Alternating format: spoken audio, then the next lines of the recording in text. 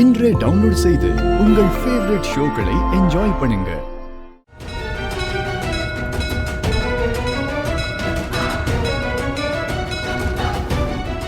ஏசுகுணா,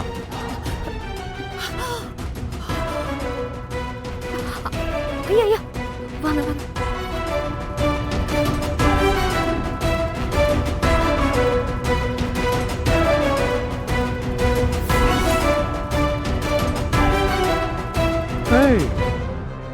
நீ வீட்டில் தானே இருந்த, அதுக்குள்ள எப்படி இங்கே வந்த? இல்ல அக்கா இந்த கோவிலுக்கு வரேன்னாங்க.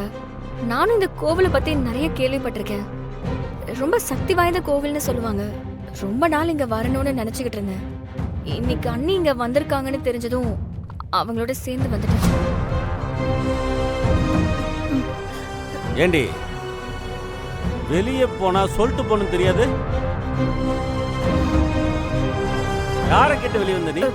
இல்லங்க, இன்னைக்கு அம்மனுக்கு நல்ல நாள்னு கேள்விப்பட்டேன். உங்களுக்கு ஃபோன் பண்ணி கேட்கலான்னு நினைச்சேன். உங்களை எதுக்கு தொந்தரவு பண்ணோன்னு தான் மாமா கிட்ட சொல்லிட்டு அவர்கிட்ட காசு வாங்கிட்டு வந்தேங்க. சரி சரி, சாமி கும்பிட்டாச்சுல, கிளம்பு. சரிங்க.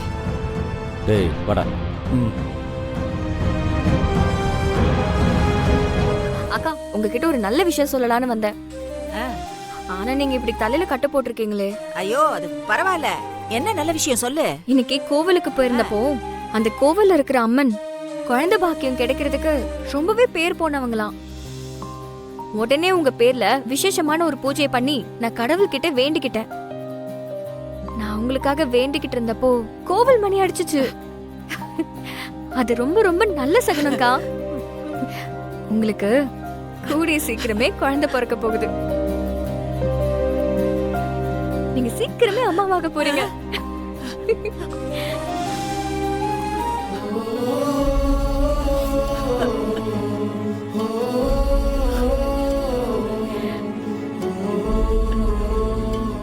அக்கா உங்க பேர்ல அர்ச்சனை பண்ணி கயிறு கொண்டு வந்திருக்கேன்.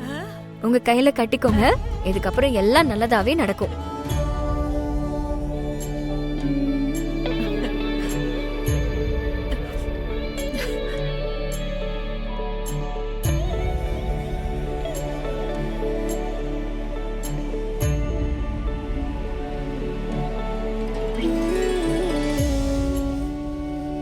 இருங்க, விபூதி வச்சுக்கோங்க.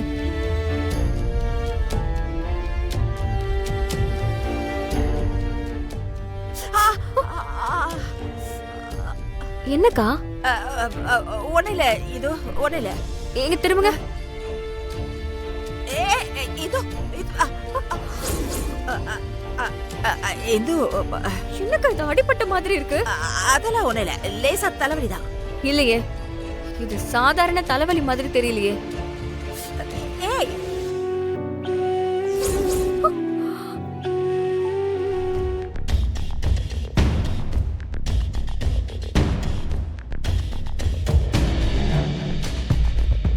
என்ன யார் ரூம் வரைக்கும் வந்திருக்க?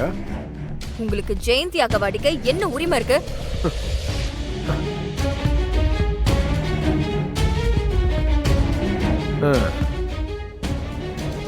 என்ன கேள்வி கேட்க நீ யாரு? அவளுக்கு நீ என்ன வக்காலத்தா? அவளை அடிப்பேன், கொள்ளுவேன், தூக்கி போட்டு மிதிப்பேன். என்ன யாரும் கேள்வி கேட்க கூடாது, புரியுதா?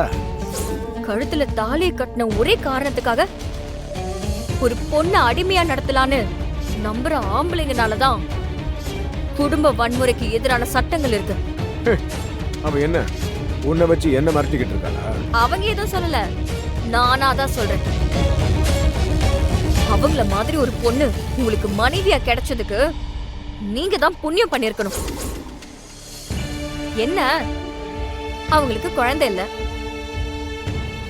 அதுக்கு அவங்க மட்டும் காரணம் இல்ல. ஏய், குழந்தை இல்லாததுக்கு அவதாண்டி காரணம். குழந்தை இல்லாததுக்கு ஒரு பொண்ணுதான் காரணம்னு யாரு முடிவு பண்ணது? அவங்களுக்கு எந்த குறையும் இல்ல. எல்லாம் தெரிஞ்சும் அவங்க எதுவும் வெளியில சொல்லாம இருக்காங்க. அவங்கள ஒழுங்கா வச்சுக்காம அவங்கள அடிக்கிறீங்க, உதைக்கிறீங்க.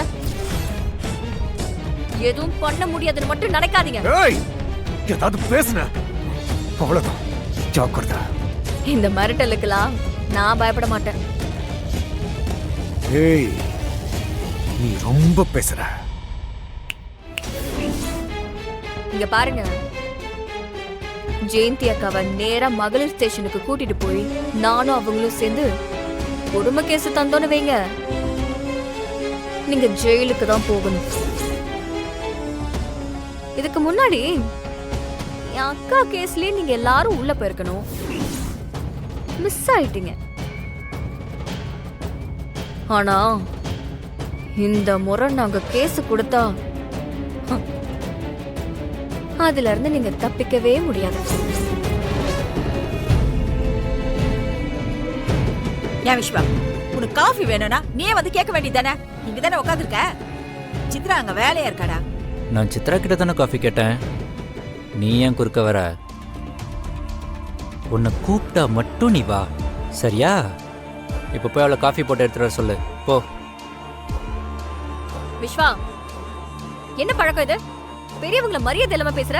அவங்க உன்னை விட வயசுல பெரியவங்க, கிட்டத்தட்ட அம்மா மாதிரி. முதல்ல அவங்க கிட்ட பேசினதுக்கு மன்னிப்பு கேளு. மன்னிப்பு கேட்கணுமா? நீ யார் இந்த வீட்ல? வேலைக்காரி தானே? அப்போ வேலையை மட்டும் பாரு, சரியா? அவளுக்கு காஃபி எடுத்து வர கஷ்டமா இருந்தா நீ கொண்டு வந்து வை. உன் வேலையெல்லாம் விட்டுட்டு எனக்கு அட்வைஸ் பண்ற வேலை வச்சுக்காத.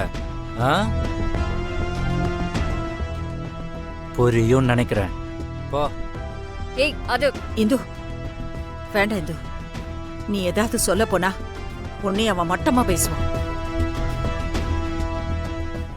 இந்த வீட்டு ஆம்பளைங்களை பார்த்து பார்த்து வளர்ந்ததுனால இவன் ரொம்ப மாறி போயிட்டான். அறிவு கட்டவனுங்க சின்ன பையனை கூட எப்படி மாத்தி வச்சிருக்கானுங்க பாரு.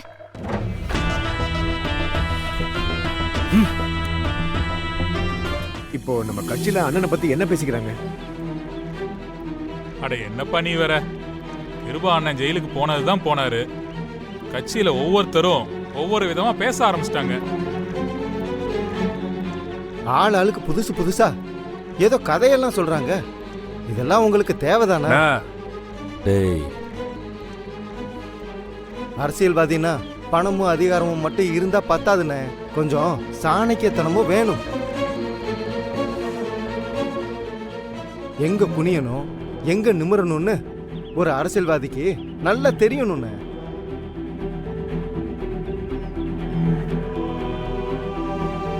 நம்மளை பொறுத்த வரைக்கும் மக்கள் கிட்ட நம்மளோட இமேஜ் ரொம்ப முக்கியம்ண்ணே. இப்போ உங்களுக்கு அந்த இமேஜ் ரொம்பவே அடி வாங்கி போயிருச்சுண்ணே. அரசியல்ல நீங்க இன்னும் கத்துக்க வேண்டியது இருக்குண்ணே.